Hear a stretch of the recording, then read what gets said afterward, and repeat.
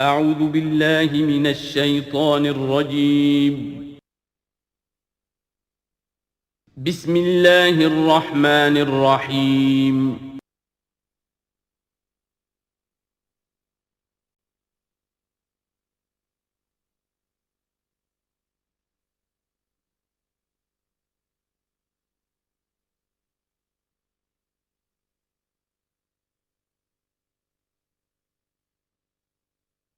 الحمد للہ وکفا والصلاة والسلام علی عباده الذین اصطفا خصوصاً علی افضلہم وخاتم النبیین محمد الامین وعلی آلہ وصحبہ اجمعین اما بعد فقد قال اللہ تبارک وتعالی کما ورد فی سورة الاعراف اعوذ باللہ من الشیطان الرجیم بسم اللہ الرحمن الرحیم فوسوس لهما الشیطان لیبدی لهما ما وري عنهما من سوآتهما وقال ما نهاكما ربكما عن هذه الشجرة إلا أن تكونا ملكين أو تكونا من الخالدين وقاسمهما إني لكما لمن الناصحين فدلاهما بغرور فلما ذاقا الشجرة بدت لهما سوآتهما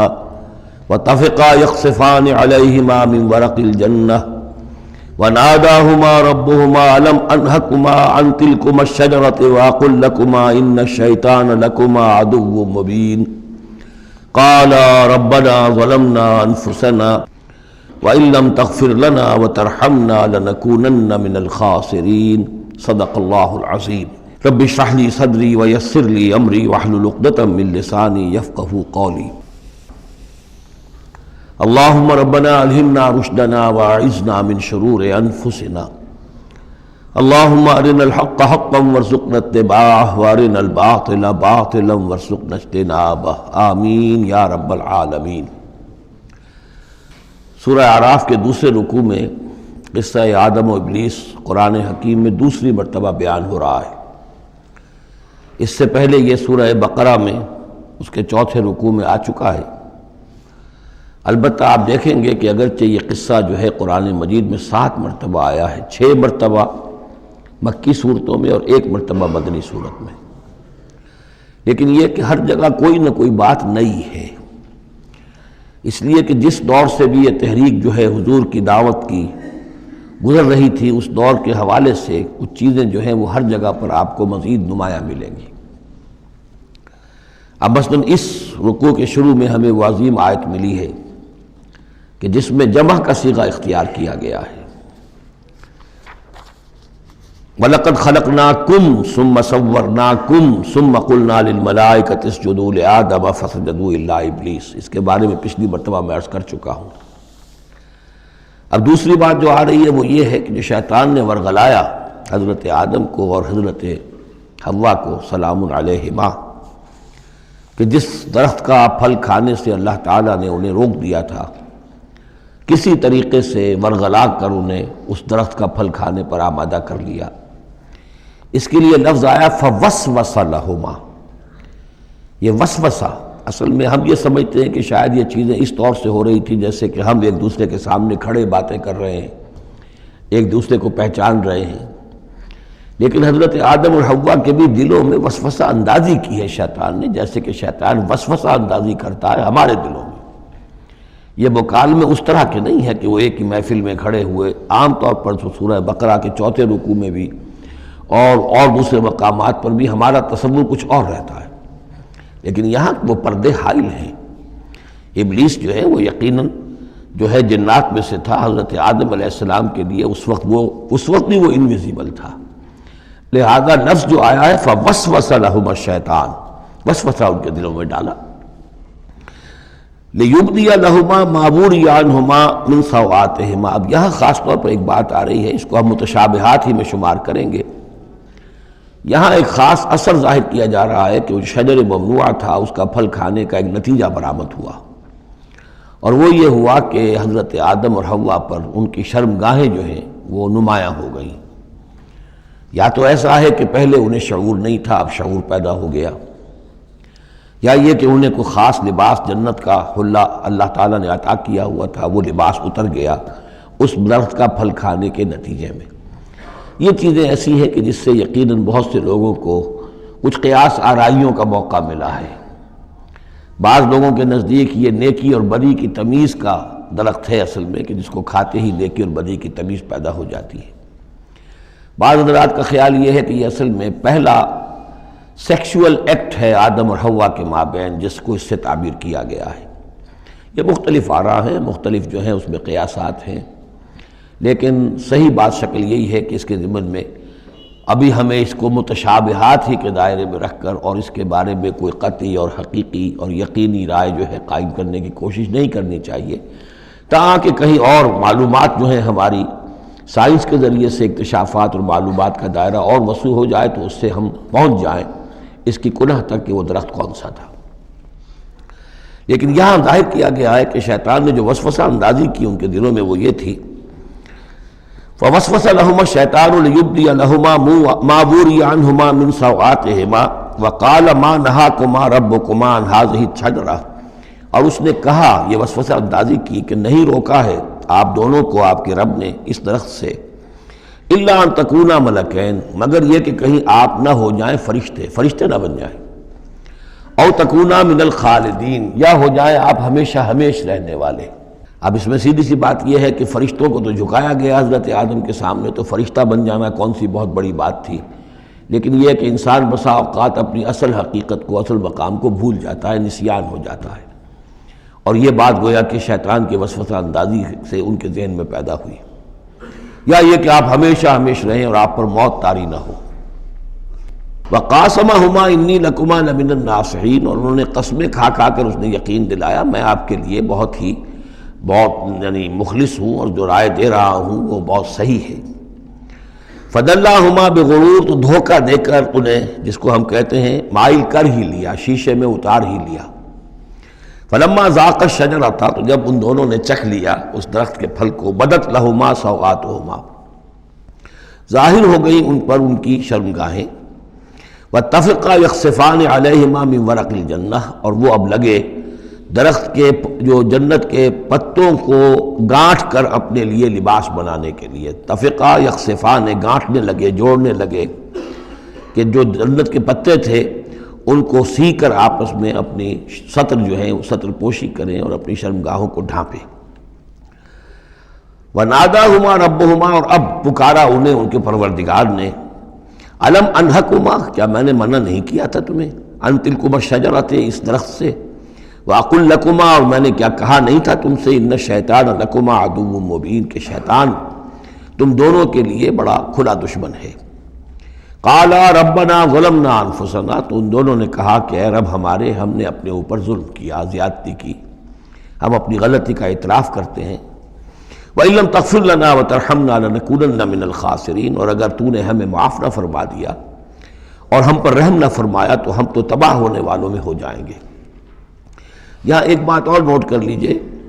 ایک تو یہ کہ یہاں کہیں بھی ایسا اشارہ نہیں ہے کہ ابلیس نے یہ وسوسہ ابتداءً حضرت حوا کے دل میں کیا۔ عام طور پر ہمارے ہاں جو کہانیاں مشہور ہیں وہ یہ ہے کہ حوا جو ہے ذریعہ بنی ہے حضرت آدم کو بھی گمراہ کرنے کا، وہ اشارہ نہ سورہ بقرہ میں اس کا ہے نہ یہاں ہے، بلکہ جمع کوئی جو تثنیہ کا صیغہ ہے مسلسل چل رہا ہے، ان دونوں کے لیے معاملہ ہے، بیک وقت ہے۔ تو یہ اصل میں جو عیسائی دنیا میں تصور پیدا ہوا ہے کہ عورت فی نفس ہی برائی کی مظہر ہے، ایو سے ایول، ایو حوا اور ایول بری شے، یعنی عورت فی نفس ہی برائی کی جڑ ہے۔ چونکہ ان کے ہاں رہبانیت پیدا ہوئی، شادی نہ کرنا جو ہے وہ گویا کہ اعلیٰ روحانی زندگی کے لیے شرط قرار پایا، عورت سے قرب اور تعلق جو ہے وہ بڑی گھٹیا بات، دنیا داری کی زندگی، حیوانی زندگی قرار پائی۔ تو یہ تصورات قرآن میں کہیں نہیں ہیں، یہ تو جیسے کہ آدم کا معاملہ تھا ویسے حوا کا معاملہ تھا، اور شیطان نے دونوں کو ورغلایا ہے اور دونوں نے اللہ سے معافی مانگی ہے۔ دوسرے یہ کہ یہاں نوٹ کر لیجئے کہ یہاں یہ بتا دیا گیا کہ وہ الفاظ کیا تھے۔ وہاں سورہ بقرہ میں ہم پڑھا ہے فَتَلَقَّىٰ آدَمُ مِن رَبِّهِ كَلِمَاتٍ فَتَابَ عَلَيْهِ، حضرت آدم کے دل میں جو ایک سخت پشیمانی کے جذبات پیدا ہوئے تو اس کے لیے الفاظ خود اللہ تعالیٰ نے تلقین فرما دیے، اور وہ الفاظ یہ ہیں ربنا ظلمنا انفسنا وان لم تغفر لنا وترحمنا لنکونن من الخاسرین قال اهبطوا بعضكم لبعض عدو، اور اللہ نے فرمایا کہ اب اترو یہاں سے۔ حبوط کے بارے میں گفتگو میں سورہ بقرہ میں کر چکا ہوں۔ تم ایک دوسرے کے دشمن ہوگے، عداوت جو ہے وہ چل رہی ہے، شیطان اور اس کی ذریت اور حضرت آدم کی اولاد، اس کے مابین تو سب سے بڑی دشمنی ہے، مستقل دشمنی ہے۔ باقی یہ ہے کہ انسانوں کے اندر بھی آپس میں دشمنیاں چلتی ہیں۔ وَلَكُمْ فِي الْأَرْضِ مُسْتَقَرٌّ وَمَتَاعٌ إِلَىٰ حِينٍ، اور اب تمہارے لیے زمین میں ٹھکانہ ہے اور ساز و سامان ہے، ضرورت کی چیزیں ہیں، إِلَىٰ حِين، ایک وقت معین تک کے لیے، یہ ابدی نہیں ہے، ہمیشہ کے لیے نہیں ہے، ایک خاص وقت تک کے لیے اب تمہیں وہاں رہنا بسنا ہے، اور وہاں رہنے بسنے کے لیے جو ضروری چیزیں ہیں وہاں فراہم کر دی گئی ہیں۔ قال فیہا تحیون وفیہا تموتون ومنہا تخرجون، ساتھ یہ بھی فرما دیا کہ اب اسی زمین میں تم رہو گے اور اسی میں تم مر کر داخل ہو جاؤ گے، فیہا تموتون، اسی میں مرو گے، ومنہا تخرجون، اور اسی میں سے تمہیں دوبارہ نکال لیا جائے گا بعث بعد الموت۔ یا بنی آدم قد انزلنا علیکم لباسا یواری سوآتکم وریشا، اب یہاں ایک جو یعنی ایک راہبانہ تصور ہی، الٹا قسم کا راہبانہ تصور جو ہے، یوں سمجھیے کہ پیدا ہو گیا تھا عرب کے لوگوں میں بھی۔ وہ سمجھتے تھے جیسے آج بھی دنیا میں نیوڈسٹ سوسائٹیز جو ہیں وہ کہتے ہیں لباس ایک تکلف ہے، خامخواہ ہے، جب انسان کو اللہ نے پیدا کیا تو کوئی لباس نہیں ہوتا، پھر حیوانات کا کوئی لباس نہیں ہے، یہ خامخواہ ایک تکلف ہے انسان نے جو اپنے لیے اختیار کر لیا ہے۔ عرب میں یہ رواج پڑ گیا تھا کہ مادر زاد برہنہ ہو کر مرد اور عورتیں طواف کرتے تھے خانہ کعبہ کا، اور یہ گویا کہ بڑا اونچا کام تھا، گویا کہ ہر تکلف سے، یعنی بہرحال اب بھی ہم طواف کرتے ہیں تو صرف 2 چادریں ہوتی ہیں، انہوں نے کہا کہ وہ چادروں کا تکلف بھی کیا کرنا ہے، بس جیسا بھی اللہ نے پیدا کیا ہے، مادر ذات برہنہ مرد اور عورتیں جو ہیں وہ طواف کرتے تھے، اور اس کو بڑا نیکی کا کام سمجھتے تھے، بہت یوں سمجھیے کہ اپنی یعنی سیلف انہیلیشن یا اپنی نفی ذات جو ہے اس کا بہت بڑا مظہرہ تھا۔ اب اس کی یہاں تردید ہو رہی ہے۔ یا بنی آدم، آدم کی اولاد، قد انزلنا علیکم لباسا، ہم نے تم پر لباس اتارا ہے، یواری سوآتکم، جو تمہارے شرمگاہوں کو ڈھانپتا ہے، وریشا، اور تمہارے لیے آرائش کا سبب بنتا ہے، زیبائش اور آرائش کا، لباس التقوی ذالک خیر، اور اس سے اوپر پھر ایک اور لباس ہے، اور وہ لباس ہے تقوی کا لباس۔ ظاہر ہے کہ وہ سب سے بہتر ہے۔ اگر تقوی کا لباس نہیں ہے تو بسا اوقات اور انسان لباس پہن کے بھی ننگا ہوتا ہے، اتنا تنگ لباس کہ اس میں جسم کے سارے نشیب و فراز ظاہر ہو رہے ہوں، یا اتنا باریک لباس عورتوں کا کہ جس میں وہ جسم اندر سے جھلک رہا ہو، تو وہ لباس پہنے ہوئے بھی، جیسے کہ حضور نے فرمایا، اللہ تعالیٰ لعنت فرمائے ان عورتوں پر جو لباس پہن کر بھی ننگی رہتی ہیں۔ تو لباس التقوی ذالک خیر، ایک اور اضافی جو ہے وہ تقوی کا ہے، شرم ہو، حیا ہو، تقوی ہو۔ ذالک من آیات اللہ لعلہم یذکرون، یہ اللہ تعالیٰ کی آیات میں سے ہے تاکہ یہ لوگ نصیحت اخذ کریں۔ یا بنی آدم لا یفتننکم الشیطان، اے بنی آدم دیکھو تمہیں شیطان اب نہ بچلانے پائے، نہ دھوکہ دینے پائے، نہ فتنے میں ڈالنے پائے، کما اخرج ابویکم من الجنہ، جیسے کہ تمہارے دونوں ماں باپ جد امجد اور اماں حوا کو اس نے نکلوا دیا تھا، کما اخرج ابویکم من الجنۃ، جنت سے، ینزع عنہما لباسہما، اور وہ ان سے اتروا لیا تھا اس نے ان کا لباس جنت کا، لیریہما سوآتہما، تاکہ دکھائے انہیں، ان پر عیاں کر دے ان کی شرمگاہیں۔ انہ یراکم ہو وقبیلہ من حیث لا ترونہم، ایک بات جان لو کہ وہ یعنی ابلیس خود، چونکہ اسے بھی چھوٹ ملی ہوئی ہے قیامت تک کے لیے، وہ مسلسل زندہ ہے، اور قبیلہ اور اس کی قوم، اس کی ذریت اور اس کے جو ایجنٹ ہیں جنات میں سے، چونکہ وہ انویزیبل ہیں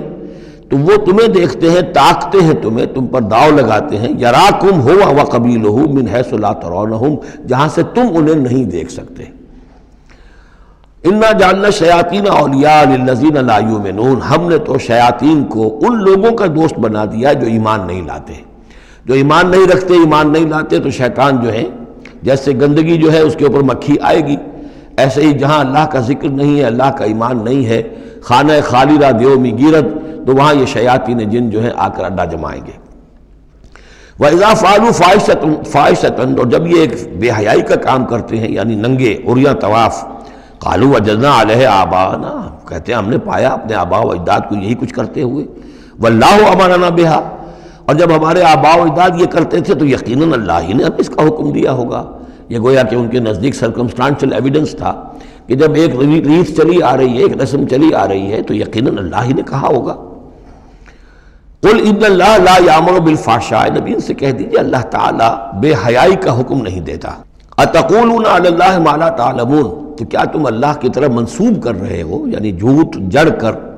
اور جھوٹ گھڑ کر اس کو جڑ رہے ہو اللہ کی جناب میں، جو جس کا کہ تمہیں کوئی علم حاصل نہیں ہے۔ قل امر ربی بالقسط، کہہ دیجئے اے نبی کہ میرے رب نے تو حکم دیا ہے انصاف کا، عدل کا، توازن کا۔ وَأَقِيمُوا وُجُوهَكُمْ عِنْدَ كُلِّ مَسْجِدٍ، اور اپنے رخ سیدھے کر لیا کرو ہر نماز کے وقت۔ مسجد جو ہے یہ اس میں ظرف ہے، اور ظرف زمان بھی ظرف مکان بھی۔ مسجد سجدے کی جگہ بھی مسجد ہے، اور سجدے کا وقت جو ہے ظرف زمان وہ بھی مسجد ہے۔ وَادْعُوهُ مُخْلِصِينَ لَهُ الدِّينَ، اور اس کو پکارا کرو، اس سے دعا کیا کرو، لیکن اس کے لیے اپنی اطاعت کو خالص کرتے ہوئے، یعنی اللہ تعالیٰ سے دعا کرنے کی ایک شرط ہے، اس کی اطاعت کو اپنے اوپر لازم کرو۔ جیسے کہ سورہ بقرہ میں ہم جہاں روزے اور رمضان کے احکام اور حکمتوں کا بیان ہوا ہے، اس میں فرمایا گیا وَإِذَا سَأَلَكَ عِبَادِي عَنِّي فَإِنِّي قَرِيبٌ أُجِيبُ دَعْوَةَ الدَّاعِ إِذَا دَعَانِ فَلْيَسْتَجِيبُوا لِي، میں تو ہر ایک پکارنے والے کی پکار سنتا ہوں، اس کی دعا کو قبول کرتا ہوں، لیکن اسے بھی چاہیے کہ میرا کہنا مانے، اور یہ کہنا ماننا جو جزوی نہیں ہوگا۔ ادخلوا فی السلم کافہ، داخل ہونا ہے تو پورے پورے ہونا ہے۔ تو فرمایا کہ مخلصین لہ الدین، اپنی اطاعت کو اس کے لیے خالص کرتے ہوئے، یعنی اس کی اطاعت کے دائرے کے اندر تو اور اطاعتیں ہو سکتی ہیں۔ والدین کا حکم آپ مان لیجئے جس میں کہ اللہ کی معصیت نہ ہو، اساتذہ کا حکم، حکام کا حکم جس میں اللہ تعالیٰ کے کسی حکم کی نفی نہ ہو رہی ہو، وہ ساری اطاعتیں اپنی جگہ پر ہوں گی، لیکن لا طاعۃ لمخلوق فی معصیت الخالق، مخلوق میں سے کسی کی اطاعت نہیں کی جائے گی جس میں خالق کی معصیت لازم آ رہی ہو۔ وَادْعُوهُ مُخْلِصِينَ لَهُ الدِّينَ كَمَا بَدَأَكُمْ تَعُودُونَ، جیسے اس نے تمہیں پہلے پیدا کیا تھا اسی طرح تمہارا اعادہ ہو جائے گا، تم دوبارہ بھی پیدا ہو جاؤ گے۔ فَرِيقًا هَدَىٰ، ایک گروہ وہ ہے کہ جس کو اللہ نے ہدایت دے دی ہے، وَفَرِيقًا حَقَّ عَلَيْهِمُ الضَّلَالَةُ، اور ایک گروہ وہ ہے کہ جس کے اوپر گمراہی مسلط ہو چکی ہے، جس کے حق میں گمراہی ثابت ہو چکی ہے، یعنی ان کی روش کی وجہ سے، ان کی ضد، ان کی ہٹ دھرمی، ان کے تعصب، ان کے حسد، ان کے تکبر کی وجہ سے اب وہ مستحق ہو چکے ہیں۔ حق علیہم الضلالہ انہم اتخذوا الشیاطین اولیاء، اور یہ اس لیے کہ انہوں نے شیطانوں کو اپنا رفیق اور ساتھی بنایا من دون اللہ، اللہ کو چھوڑ کر، ویحسبون انہم مہتدون، اور سمجھتے یہ ہیں کہ ہم بہت ہدایت پر ہیں، سیدھے راہ پر ہیں۔ یا بنی آدم خذوا زینتکم عند کل مسجد، دوبارہ پھر اے آدم کی اولاد اپنی زینت لے لیا کرو، خذوا زینتکم، یعنی لباس جو ہے جس کو کہا گیا ریشہ تمہارے لیے آرائش ہے، یہ تمہاری لیے زینت ہے، اللہ نے اتارا ہے اپنی آرائش کا سامان، اور یہ کہ نماز کے لیے جب انسان آئے تو اچھا لباس پہن کر آئے۔ ہمارے ہاں عام طور پر الٹی روش چلتی ہے، دفتر جا رہے ہیں تو بہت اچھا لباس ہے، مسجد جا رہے ہیں تو وہ چاہے میلے کپڑے پہن کے چلے گئے، لیکن یہاں اللہ تعالیٰ فرما رہا ہے یہ نہیں، میرے پاس آتے ہو، میرے دربار میں آتے ہو تو اچھا لباس پہن کر آؤ۔ یا بنی آدم خذوا زینتکم عند کل مسجد وکلوا واشربوا ولا تسرفوا، اور کھاؤ پیو اور اسراف نہ کرو۔ جو کچھ چیزیں ہم نے بنائی ہیں وہ بہرحال اس لیے بنائی ہیں کہ بنی آدم جو ہے ان کی خوراک کے کام آئیں، جو اچھی چیزیں ہیں۔ انہ لا يحب المسرفین، ہاں وہ اسراف کرنے والوں کو پسند نہیں کرتا، ضائع کرنا، ضرورت سے زیادہ خرچ کرنا، یہ چیزیں جو ہیں یہ اللہ تعالیٰ کو پسند نہیں ہیں۔ اب یہاں پھر اسی رہبانیت کی نفی ہو رہی ہے کہ جس میں سمجھا یہ جاتا ہے کہ اچھا کھانا پینا ہی برا ہے، کاہے کو پہنا جائے، بہت موٹا جھوٹا ہی کھانا چاہیے۔ اچھے کھانے پینے کا مطلب تو یہ کہ نفس پرستی ہو رہی ہے۔ اچھا پہننا جو ہے کیا ضروری ہے، موٹا جھوٹا پہن کے گزارا ہو جائے گا۔ اس معاملے میں سمجھ لیجئے کہ دو حالات میں صورت مختلف ہو جاتی ہے۔ اگر تو دین اللہ کا مغلوب ہے تو پہلا فرض آپ کا یہ ہے کہ اللہ کے دین کے غلبے کی جد و جہد کریں، بیشتر وقت بیشتر صلاحیتیں اس میں لگائیں۔ ظاہر بات ہے اچھا کھا ہی نہیں سکتے، اچھا پہن ہی نہیں سکتے، یہ اس کا منطقی نتیجہ ہو جائے گا۔ یہ اس لیے نہیں کہ رہبانیت کی وجہ سے نہیں کر رہے، اس وجہ سے کہ ممکن ہی نہیں۔ آپ اپنے اسی وقت کو لگائیں گے زیادہ کمائی کے لیے، محنت کریں گے دنیا کے لیے، زیادہ کمائیں گے تو اچھا کھائیں گے، اچھا پہنیں گے۔ آپ نے تو اپنا وقت جو ہے وہ لگا دیا ہے اللہ کے دین کے لیے۔ اگر لگائیں گے نہیں تو دین غالب کیسے ہو جائے گا؟ خود بخود تو نہیں ہوگا، آسمان سے تو نہیں ٹپک پڑے گا دین، اللہ فرشتے تو نہیں بھیجے گا دین غالب کرنے کے لیے، غالب تو آپ کو کرنا ہے۔ لہذا اس صورت میں تو نیچرل یہ ہو جاتا ہے کہ پھر کم سے کم کرو، کم سے کم کرو، کم سے کم کرو، اپنے معیار زندگی کو اور نیچے لاؤ، اور نیچے لاؤ، اور نیچے لاؤ، تاکہ زیادہ سے زیادہ وقت، زیادہ سے زیادہ اپنی صلاحیتیں، زیادہ سے زیادہ اوقات، زیادہ سے زیادہ اپنے وسائل کو آپ فارغ کر سکیں اللہ کے دین کے لیے۔ لیکن اس حالت میں یہ جو ہوتا ہے یہ کسی رہبانیت کی وجہ سے نہیں ہے، جیسے کہ صحابہ کرام نے سختیاں جھیلی، بھوک برداشت کی، گھر بار چھوڑے، لیکن وہ کسی رہبانیت کے نظریے کے تحت نہیں تھے، وہ ایک مثبت جہادی نظریہ ہے، جد و جہد، انقلابی جد و جہد۔ اور اس انقلابی جد و جہد میں تو دنیا میں جو بھی کوئی آئی ہے پارٹی، ریولوشنری پارٹی، اسے یہ سختیاں جھیلنی پڑی ہیں، چاہے وہ کمیونسٹ ہو یا کوئی اور ہو۔ انقلاب تو اس کے بغیر آتا ہی نہیں ہے۔ البتہ اگر دین غالب ہو گیا، قائم ہے، اب گویا کہ جو ریاست ہے، اسلامی ریاست ہے، نظام خلافت ہے، اب آگے دین کو پھیلانا اور عام کرنا اور مزید اس کے غلبے کی جد و جہد کی توسیع جو ہے یہ ریاست کے ذمے آ گئی۔ ریاست جو بھی اپنے شہریوں کے اوپر اس کے لیے بوجھ ڈالتی ہے، جو ٹیکس ڈالتی ہے، یا جو بھی والنٹیئرز مانگتی ہے، یہ لڑائی جو ہے ڈرافٹنگ کرتی ہے، وہ ٹھیک ہے، اس کے مطابق اگر اسے چاہیے 10,000 آدمی نکل آئے، باقی کی طرف سے یہ فرض کفایہ ادا ہو گیا۔ ریاست کے قائم ہونے کی شکل میں صورتحال بدل جاتی ہے۔ اب آپ اپنے گھر میں رہیں، جو وقت آپ کے پاس ہے آپ اچھا کمائیں، اچھا کھائیں، اچھا پہنیں، کوئی حرج نہیں۔ آپ اپنے بچوں کو بھی اچھا کھلائیں، حلال سے کمائیں، اچھا کھلائیں۔ کوئی اسی طریقے سے کوئی آپ کو علمی کوئی آپ کا پرسوٹس ہیں، ایکیڈیمک پرسوٹس ہیں، ان میں لگے، یا یہ کہ اگر آپ نوافل میں لگنا چاہتے ہیں نفل پڑھیں اور اس کے ترقی جو ہے، اپنی روحانی ترقی جو ہے وہ تقرب بالنوافل کے ذریعے سے کرتے چلے جائیں۔ تو یہ تینوں راستے جو ہیں انسان کے لیے کھلے ہوں گے۔ کب؟ جبکہ دین غالب ہو۔ اس بنیادی بات کو نہیں لوگوں نے سمجھا ہے، اس لیے وہ رہتے ہیں کنفیوژن میں۔ صاحب اولاد کا بھی حق ہے، صاحب بیویوں کا بھی حق ہے، اس کا بھی حق تو سب کا ہے، لیکن یہ کہ وہ جو صحابہ کرام کو یاد نہیں تھا کہ ان کے بھی حقوق ہیں، یا ان کا دین اور تھا، ہمارا دین اور ہے؟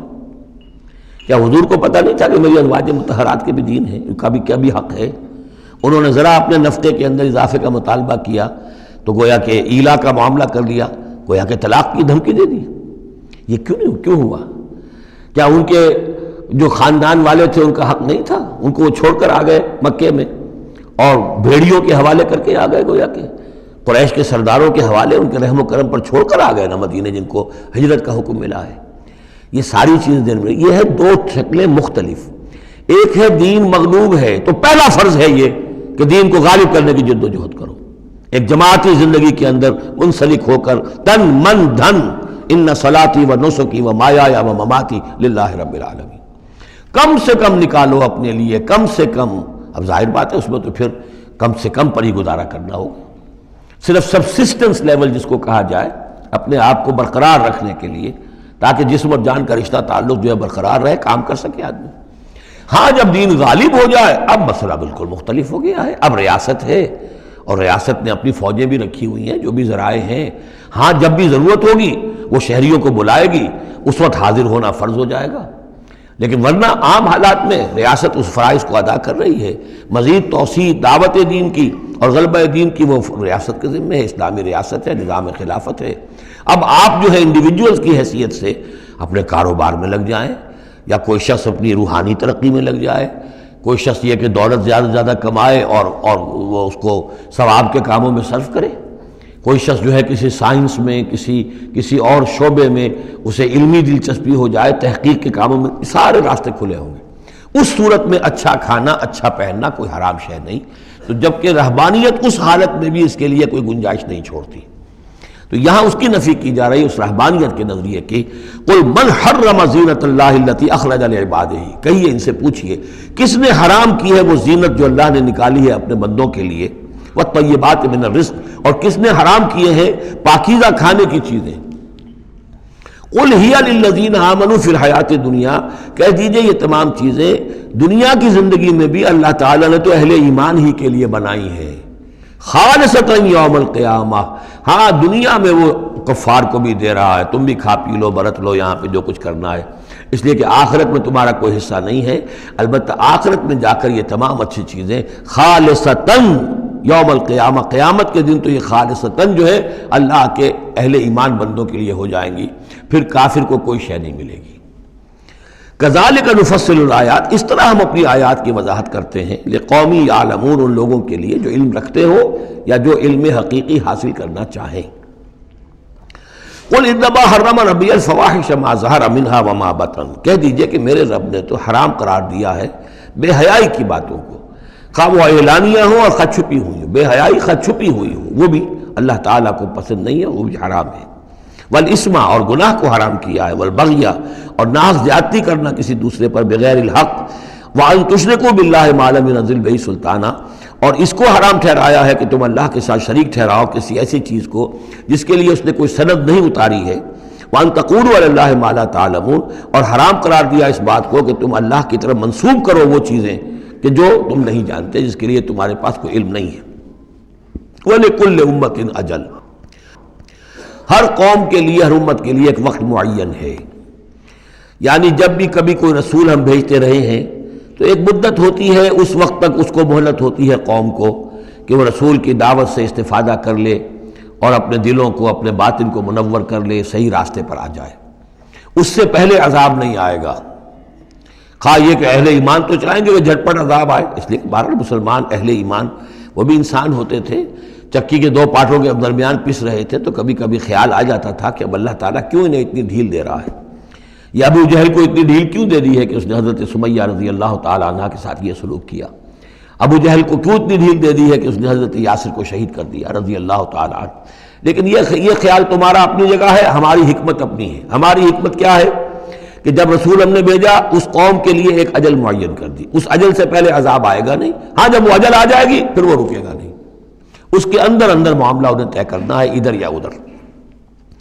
وَلِكُلِّ أُمَّةٍ أَجَلٌ، یہ ہم پڑھ چکے سورہ انعام میں کہ اگر میرے پاس ہوتی وہ شے، میرے اختیار میں ہوتی کہ جو تم جلدی مچا رہے ہو تو کبھی کا میرا اور تمہارے درمیان قصہ جو ہے چکایا جا چکا ہوتا۔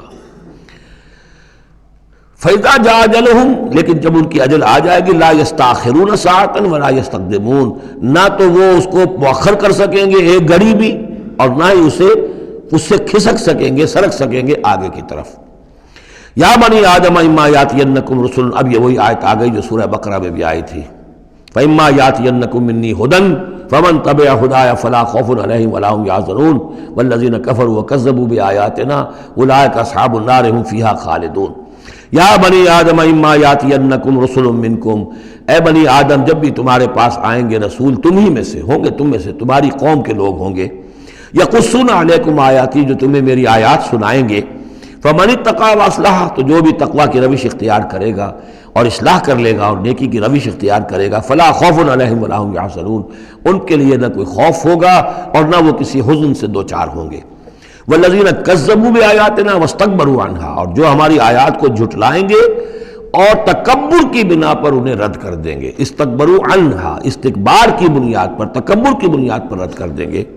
اولئک اصحاب النار هم فیہا خالدون، وہ جہنمی ہوں گے اور رہیں گے ہمیشہ ہمیش۔ فمن اظلم ممن افتری علی اللہ کذبا وکذب بآیاتہ، پھر وہ اس شخص سے بڑھ کر ظالم اور کون ہوگا جو اللہ کی طرف کوئی غلط بات منسوب کرے، افترا کرے اللہ کی طرف، اور یا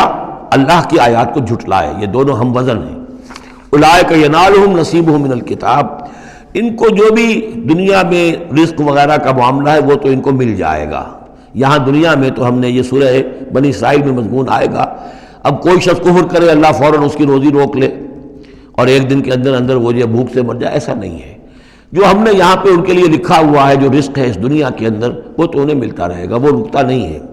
انہیں اپنے اس نصیب میں سے حصہ مل جائے گا۔ حتیٰ اذا جاءتہم رسلنا، ہاں پھر جب ہمارے فرشتادے، ہمارے بھیجے ہوئے فرشتے ان کے پاس آ جائیں گے، یتوفونہم، ان کو قبض کرنے کے لیے، قالوا این ما کنتم تدعون من دون اللہ، تو وہ کہیں گے کہاں ہیں وہ جن کو آپ پکارا کرتے تھے اللہ کے سوا، جن کو ڈنڈوت کرتے تھے اور جن کے سامنے متھے ٹیکتے تھے اور جن سے دعائیں کرتے تھے اور گڑ گڑاتے تھے۔ قالوا ضلوا عنا، وہ کہیں گے وہ سب گم ہو گئے، ہوا ہو گئے، ہم سے سب جاتے رہے۔ ضلوا عنا وشہدوا علی انفسہم انہم کانوا کافرین، اور وہ خود اپنے خلاف یہ گواہی دیں گے کہ واقعتاً ہم تھے ناشکرے، ہم نے کفر کی روش اختیار کی۔ قالت خلوا فی امم قد خلت من قبلکم من الجن والانس، کہا جائے گا کہ اچھا داخل ہو جاؤ ان امتوں میں جو تم سے پہلے گزر چکی ہیں جنوں اور انسانوں میں سے، نار میں، آگ میں، یعنی ایک ایک قوم کا حساب ہوتا جائے گا اور وہ جہنم کے اندر جھونکے جاتے رہیں گے۔ پہلی نسل گئی، پھر اس کے بعد دوسری آئی، دوسری گئی، تیسری آئی، اب ان میں ایک مکالمہ ہوگا۔ ظاہر بات ہے جو پہلے گئے تھے وہ تھے بزرگ، بڑے تھے، لیڈر تھے، یا یہ کہ وہ پچھلی نسل تھی جنہوں نے بدعات شروع کی تھیں، خرافات کا آغاز کیا تھا، یہ بعد میں آنے والے ان پر لعنت کریں گے کہ تم نے ہمیں مروایا، تمہاری وجہ سے ہم بھی برباد ہو کر یہاں آئے ہیں، تو تمہیں دوہرا عذاب ملنا چاہیے۔ لیکن یہ کہ وہاں وہ کہیں گے کہ نہیں، ہم جیسے ہم گمراہ تھے ویسے انہوں نے تمہیں گمراہ کیا، تو یہ مکالمہ ہوگا۔ اور یہ نوٹ کر لیجئے کہ جو میں نے عرض کیا تھا کہ اس سورہ مبارکہ میں ایام اللہ جو ہے یہ اس کا مین تھیم ہے۔ تو ایام اللہ کو یوں سمجھیے کہ ایک تو انسانی تخلیق کے اعتبار سے،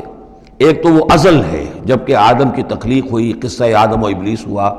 یہاں سے تو ہمارا وہ وقت جو ہے وہ شروع ہوتا ہے،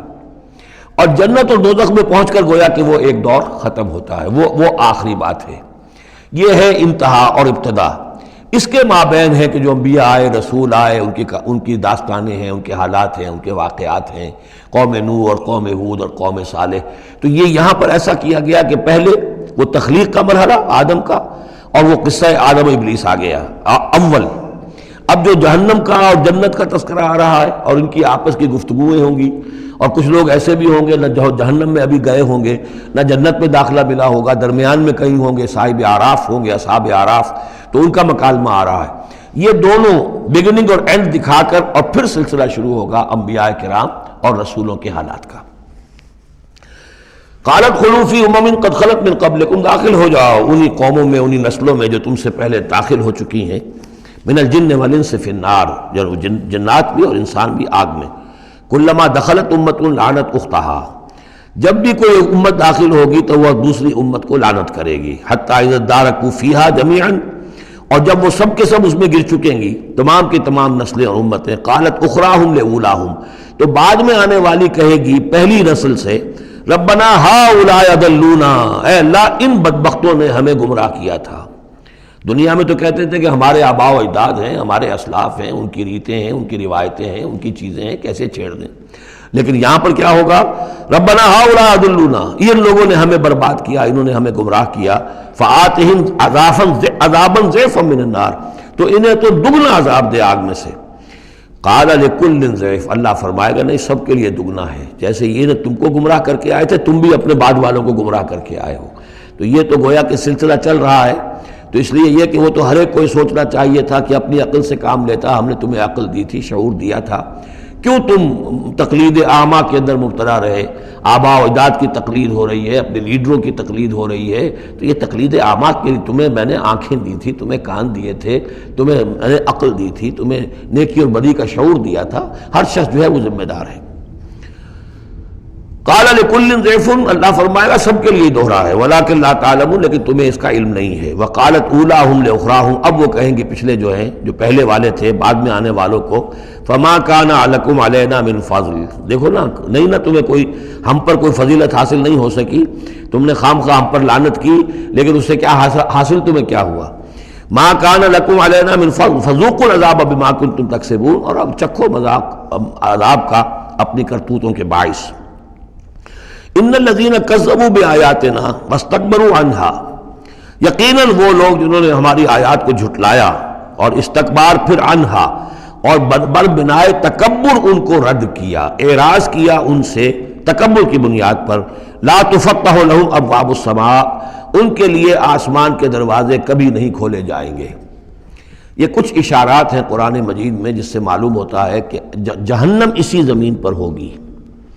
اور ابتدائی جنت بھی یہی ہوگی، ابتدائی نزل والی جنت جو ہے وہ بھی اسی زمین پر ہوگی، اور جہنم بھی اسی زمین پر ہوگی۔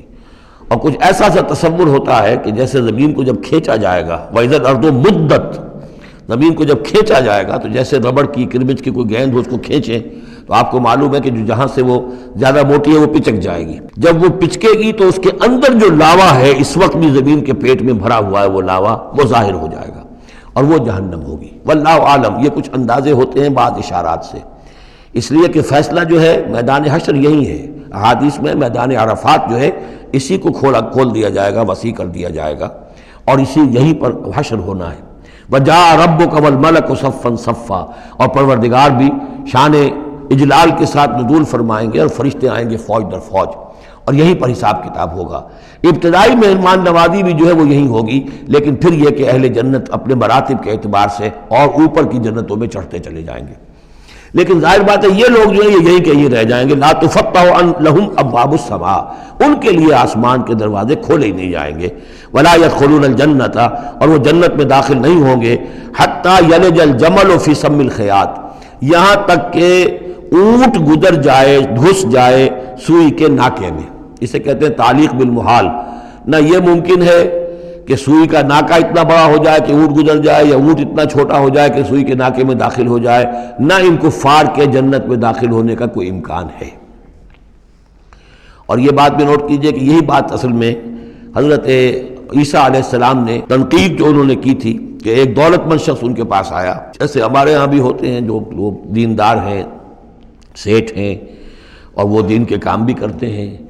تو انہوں نے کہا کہ بتائیے آپ کی تعلیم کیا ہو؟ کہ نماز پڑھو، روزہ رکھو۔ کہ نماز روزہ میں کرتا ہوں۔ اچھا اپنے غریبوں کے اپنے بال میں سے دو،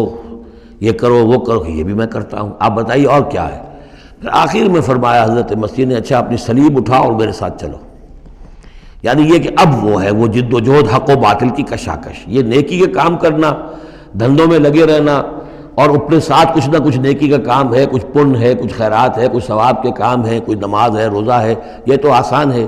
لیکن یہ کہ اس کشاکش حق و باطل جو ہے اس میں لگنا، کہ جس میں پھر اندیشہ ہو کہ پھانسی بھی آ سکتی ہے، اندیشہ ہو جان بھی جا سکتی ہے، تکلیف بھی آ سکتی ہے۔ تو جب انہوں نے کہا کہ اچھا ٹھیک ہے، پھر جب تم نے یہ ساری منزلیں طے کر لی تو آخری منزل ہے اپنی صلیب اٹھاؤ میرے ساتھ آ جاؤ۔ تو اس شخص کا چہرہ لٹک گیا اور وہ چلا گیا۔ تو حضرت مسیح نے فرمایا کہ اونٹ کا سوئی کے ناکے میں سے گزرنا ممکن ہے، لیکن کسی دولت مند شخص کا اللہ کی بادشاہت میں داخل ہونا ممکن نہیں ہے۔ بہرحال میں اس وقت اسے کسی دلیل کے طور پر پیش نہیں کر رہا ہوں، لیکن میں نے صرف یہ کہ یہی جو ہے محاورہ جو قرآن مجید میں یہاں آیا ہے، حتیٰ یلج الجمل فی سم الخیاط، یہی ہے کہ جو حضرت عیسیٰ علیہ السلام نے استعمال کیا۔ وَكَذَلِكَ نَجْزِي الْمُجْرِمِينَ، اور اسی طرح ہم بدلہ دیتے ہیں مجرموں کو۔ لَهُم مِّن جَهَنَّمَ مِہَادٌ، ان کے لیے جہنم ہی کا ہوگا بچھونا، وَمِن فَوْقِهِمْ غَوَاشٍ، اور اسی کا اوڑھنا ہوگا، لحاف بھی اسی کا ہے، آگ کا اور اس کے گدے بھی۔ وَكَذَلِكَ نَجْزِي الظَّالِمِينَ، اور اسی طرح ہم ظالموں کو بدلہ دیں گے۔ وَالَّذِينَ آمَنُوا وَعَمِلُوا الصَّالِحَاتِ، اور وہ لوگ جو ایمان لائے اور جنہوں نے نیک عمل کیے، لَا نُكَلِّفُ نَفْسًا إِلَّا وُسْعَهَا، پھر آ گئی وہی بات، ہم کسی کو ذمہ دار نہیں ٹھہرائیں گے کسی جان کو مگر اس کی وسعت کے مطابق۔ محاسبہ ہوگا انڈیویجول، ہم نے کیا کیا کچھ اسے دیا تھا اس کے حساب سے ہم اس سے حساب لیں گے۔ اولئک اصحاب الجنہ، وہ ہوں گے جنت والے، ہم فیہا خالدون، اور اس میں رہیں گے ہمیشہ ہمیشہ۔ وَنَزَعْنَا مَا فِي صُدُورِهِم مِّن غِلٍّ، اور ہم نکال دیں گے جو کچھ ان کے سینوں میں ہوگا ایک دوسرے کی طرف سے کوئی میل۔ یعنی اہل ایمان بھی انسان ہوتے ہیں، شکوے شکایتیں ہو جاتی ہیں، دینی جماعتوں میں بھی کبھی کسی معمور کو امیر سے شکایت ہو گئی، کسی امیر کو معمور سے شکایت ہو گئی، کسی ایک رفیق کو دوسرے رفیق سے شکایت ہو، انسان ہے۔ اور یہ معاملہ جو ہے ایسا بھی ہوتا ہے، زائل بھی ہو جاتے ہیں، کچھ ایسی شکوے شکایتیں ہوتی ہیں کہ باقی رہتی ہیں، ختم نہیں ہوتی ہیں، ان کے اثرات جو ہیں وہ جذبات کچھ ایسے مجروح ہو جاتے ہیں کسی طریقے سے زائل نہیں ہوتے۔ لیکن فرمایا گیا ہے کئی مقامات پر یہ کہ اللہ تعالیٰ اہل جنت کو جنت میں داخل کرنے سے پہلے جو بھی اہل ایمان میں سے کسی کے لیے ان کے دل میں کوئی کدورت ہوگی، کوئی میل ہوگا، وہ نکال دے گا، تاکہ اب جنت میں داخل ہونے والے سب سررن اخوانن علی سرر متقابلین، بالکل بھائیوں کی طریقے سے صاف دل ہو کر ایک دوسرے کے سامنے رو در رو ہو کر بیٹھیں گے، اور ان کے اندر کوئی غل نہیں رہے گا۔ یہی دعا بھی ہے جو ہمیں تلقین کی گئی ہے، اللہم اغفر لنا ولاخواننا الذین سبقونا بالایمان ولا تجعل فی قلوبنا غلا للذین آمنوا ربنا انک رؤوف رحیم۔ پروردگار اہل ایمان میں سے کسی کے لیے بھی ہمارے دل میں غل اور میل یا کدورت یہ باقی نہ رہنے دے، تو اپنے فضل و کرم سے دھو دے۔ وَنَزَعْنَا مَا فِي صُدُورِهِم مِّن غِلٍّ، بلکہ ان آیات پر حضرت علی کا یہ قول بھی ہے رضی اللہ تعالی عنہ کہ سورہ ہجر کی آیت کے ضمن میں خاص طور پر آتا ہے شان نزول میں، تو انہوں نے فرمایا کہ یہ میرے اور معاویہ کے کا ذکر ہے جو یہاں ہو رہا ہے۔ ظاہر بات ہے جنگیں ہوئی ہیں حضرت علی رضی اللہ عنہ اور حضرت معاویہ رضی اللہ عنہ،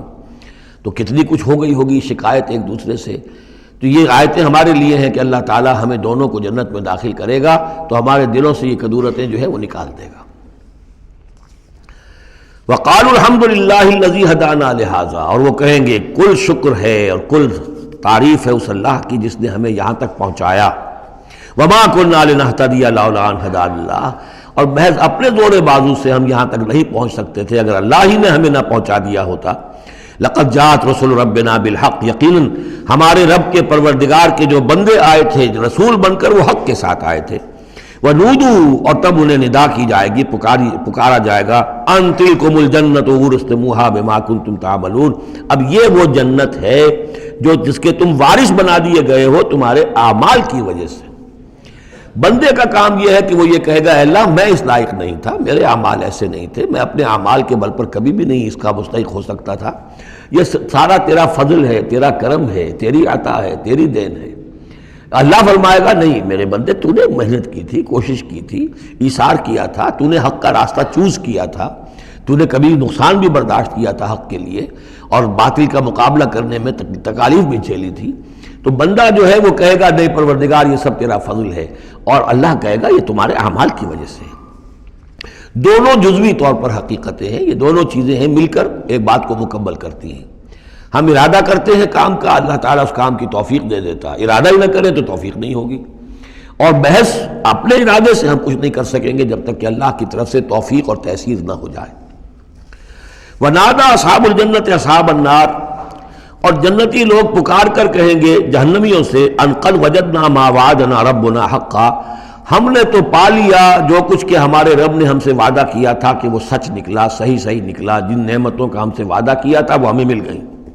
فَهَلْ وَجَدْتُم مَّا وَعَدَ رَبُّكُمْ حَقًّا، تم نے بھی کیا سچا پا لیا اللہ کا وعدہ جو اللہ نے تم سے وعدہ کیا تھا، وہ ساری چیزیں تمہیں مل گئیں؟ قالوا نعم، وہ کہیں گے جی ہاں، ہمارے ساتھ بھی جو وعدے تھے، جو وعیدیں تھیں، جو دھمکیاں تھیں، جو عذاب کی مختلف شکلیں تھیں، وہ سب ہیں جن میں ہم اس وقت گھرے ہوئے ہیں۔ فَأَذَّنَ مُؤَذِّنٌ بَيْنَهُمْ، تو پکارے گا کوئی پکارنے والا ان کے مابین، اللعنۃ اللہ علی الظالمین، کہ اللہ کی لعنت ہے ظالموں پر۔ الذین یصدون عن سبیل اللہ ویبغونہا عوجا، وہ لوگ کہ جو روکتے بھی تھے اور رکتے بھی تھے اللہ کے راستے سے، اور اس راستے میں کجی نکالتے تھے کہ اگر دیکھ لیا کسی شخص کے بارے میں کہ اس کا رجحان ہو گیا ہے کہ وہ محمد صلی اللہ علیہ وسلم کی باتیں توجہ سے سننے لگا ہے، تو اس کو ورگلانے کے درپے ہو جانا، اس کے لیے طرح طرح کی جو ہے پریشانیاں پیدا کرنا۔ وہم بالآخرۃ کافرون، اور یہ لوگ کافرت کے منکر تھے۔ وبینہما حجاب، اب یہ گفتگو تو ہو رہی ہوگی جنت اور دوزخ والوں کے مابین، ان دونوں کے مابین ایک پردہ ہوگا، ایک فصیل حائل ہوگی۔ یہ نقشہ جو ہے زیادہ کلیئرلی سورہ حدید میں کھینچا گیا ہے، وَضُرِبَ بَيْنَهُمْ بِسُورٍ لَهُ بَابٌ، بینہما حجاب، فصیل ہوگی، ادھر جنت ہے ادھر دوزخ ہے۔ وعلی الاعراف رجال، اور عرف کہتے ہیں جو فصیلوں کے اوپر بنی ہوتی ہیں، جھروکے سے بنے ہوتے ہیں جہاں سے کہ جھانک کر دیکھتے ہیں، تو اس طرح آپ نے فصیلوں کے اوپر دیکھے ہوں گے، تو اعراف ہوں گے۔ رجال یعرفون کلا بسیماہم، وہ لوگ ہوں گے جو سب کو پہچانتے ہوں گے، جہنمیوں کو بھی پہچانتے ہوں گے اور دوزخیوں کو بھی پہچانتے ہوں گے۔ اس لیے کہ یہ کون ہوں گے؟ یہ بین بین کے لوگ تھے جن میں کچھ نیکی بھی تھی، بدی بھی تھی، نہ یکسو ہوئے تھے ادھر نہ یکسو ہوئے تھے ادھر، تو کچھ نیکیاں کچھ بدیاں انہوں نے جمع کر لی تھیں، اور ان کے اعمال جو ہیں وہ برابر ہو گئے، بدی اور نیکی کے اعمال جو ہیں وہ برابر ہو گئے۔ تو اس حوالے سے ان کو ابھی درمیان میں روک لیا گیا ہے کہ نہ وہ جہنم میں جھونکے گئے نہ جنت میں داخل ہوئے۔ اور یہ وہ لوگ ہیں، ظاہر بات ہے کہ جو پھر جب بین بین کے لوگ تھے کچھ تو پہچانتے تھے ادھر سے کفار کو بھی ادھر سے اہل ایمان کو بھی، تو یعرفون کلا بسیماہم، وہ سب جانتے تھے پہچانتے تھے، ان کو بھی جو جنت میں ہیں ان کو بھی جو دوزخ میں ہیں۔ وَنَادَىٰ أَصْحَابَ الْجَنَّةِ، اب وہ پکاریں گے جنت والوں کو، ان سلام علیکم، سلام ہو آپ پر، سلامتی ہے آپ پر، لم يدخلوها، وہ اس میں ابھی داخل نہیں ہوئے، وہم یطمعون، اور اس کی بڑی طمع ہوگی کاش کہ اللہ ہمیں بھی جلدی سے داخل کر دے۔ وَإِذَا صُرِفَتْ أَبْصَارُهُمْ تِلْقَاءَ أَصْحَابِ النَّارِ، اور جب ان کے ذرا چہرے جو ہے پھیر دیے جائیں گے، ان کی نگاہیں جو ہیں وہ ادھر پھیر دی جائیں گی کہ ذرا جہنمیوں کو بھی مشاہدہ کر لو۔ وَإِذَا صُرِفَتْ أَبْصَارُهُمْ تِلْقَاءَ أَصْحَابِ النَّارِ قَالُوا رَبَّنَا لَا تَجْعَلْنَا مَعَ الْقَوْمِ الظَّالِمِينَ۔ اس وقت وہ کہیں گے پروردگار ہمیں ان ظالموں کے ساتھ شامل نہ کر دیجو، کیونکہ ابھی بین ہے، بین الخوف والرجا، تو انہیں امید بھی ہے، یطمعون بھی ہے، لیکن اندیشہ بھی ہے، تو یہ کہ بیچ میں چونکہ لٹکے ہوئے ہیں اس لیے ادھر دیکھتے ہیں تو انہیں سلام کرتے ہیں، اور یہ کہ دل میں ان کے امنگیں جاگ جاتی ہیں، تمنائیں جاگ جاتی ہیں کہ اللہ ہمیں بھی ان کے ساتھ شامل کر دے، اور ادھر دیکھتے ہیں تو کہتے ہیں ربنا لا تجعلنا مع القوم الظالمین۔ ونادى اصحاب الاعراف رجالا يعرفونهم بسیماہم، اور اب یہ اہل جہنم میں سے ان لوگوں کو جنہیں یہ پہچانتے ہوں گے ان کے چہروں سے، ان کی نشانیوں سے، ان کو پکاریں گے، قالوا ما اغنى عنكم جمعكم وما كنتم تستكبرون، کچھ کام نہ آیا تمہاری جمعیت، تمہارے پرے، تمہاری فوجیں، تمہارے حاشیہ نشین، یہ کہاں گئے؟ اور جو کچھ تم تکبر کیا کرتے تھے، اکڑتے تھے، ابو جہل کیا بنا تیرا، اور اے ولید بن مغیرہ تیرا کیا ہوا؟ اہؤلاء الذین اقسمتم لا ینالهم اللہ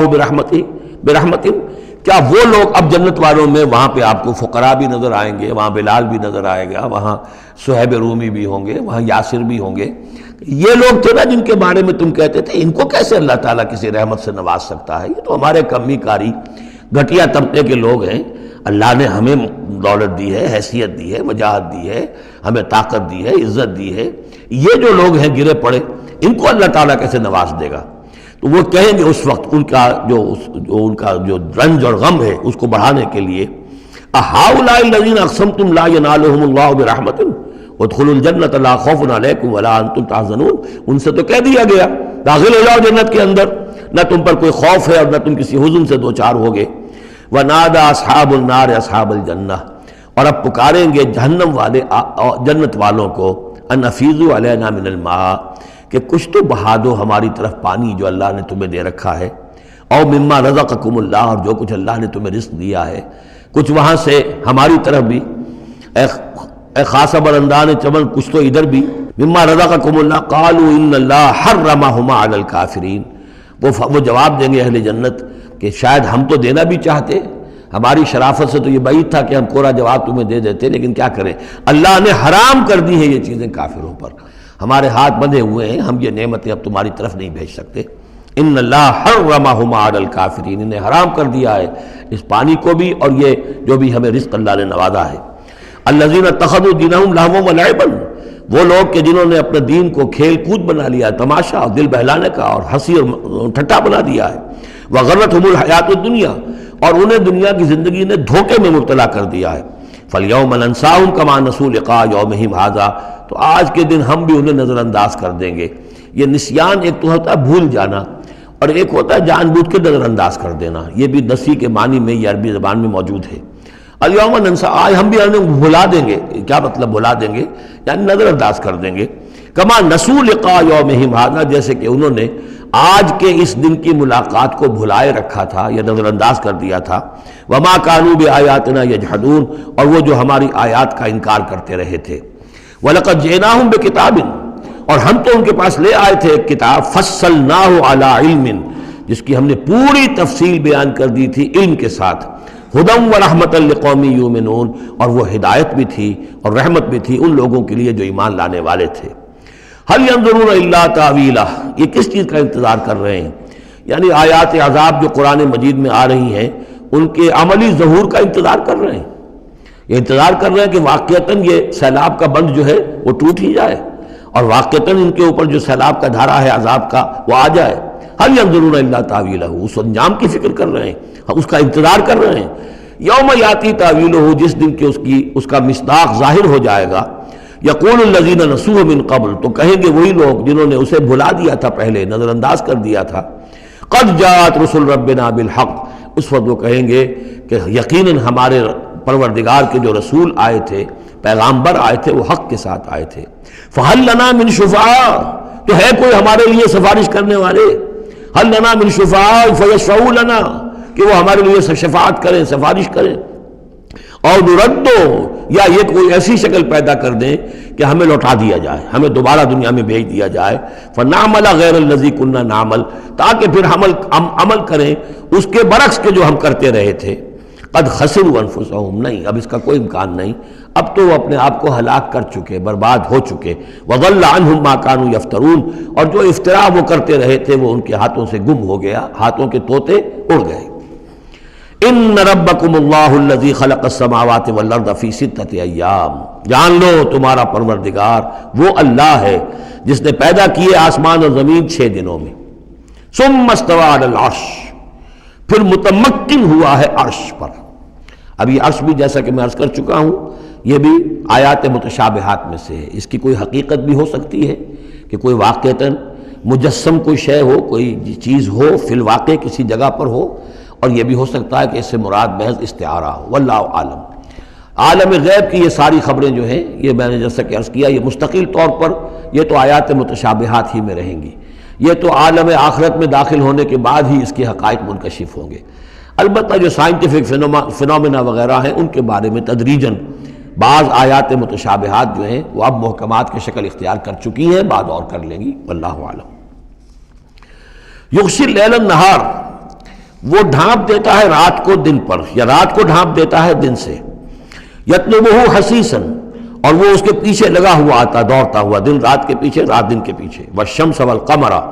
اور سورج کو پیدا کیا اس نے اور چاند کو، والنجوم، اور ستاروں کو، مسخرات بامرہ، اور یہ سب کے سب اس کے حکم سے اپنے اپنے کاموں میں لگے ہوئے ہیں، مسخر ہیں.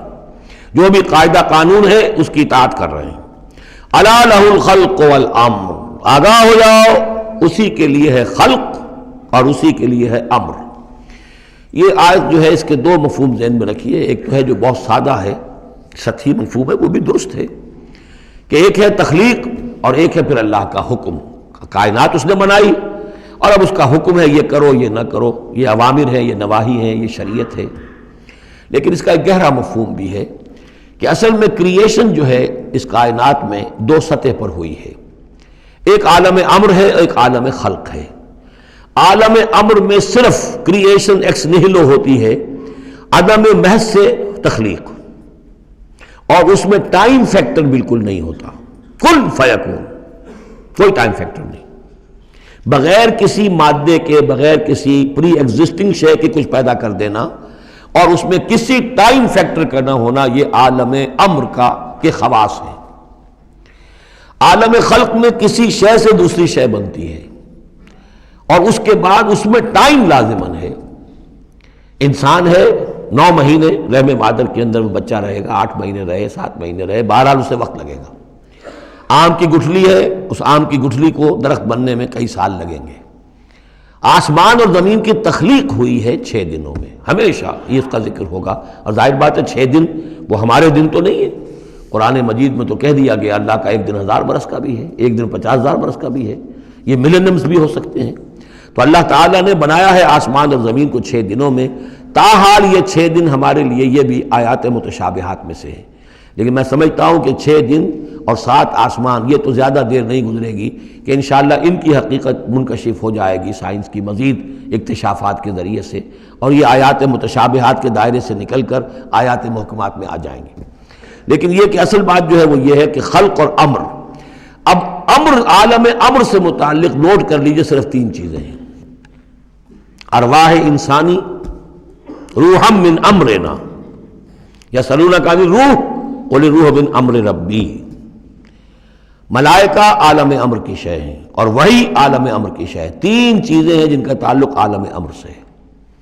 لہذا فرشتے کے یہاں سے لے کے اور 7ویں آسمان تک جانے میں کوئی ٹائم نہیں لگ سکتا. اسی طرح روح انسانی بھی یہاں سے لے کر 7ویں آسمان تک جا سکتی ہے بغیر کسی وقت کے. روح انسانی کا بھی وہی معاملہ ہے جو فرشتے کا ہے. اس لیے کہ یہ عالم امر کی چیزیں ہیں اور عالم امر میں ٹائم فیکٹر سرے سے ہے ہی نہیں. کن فیکون.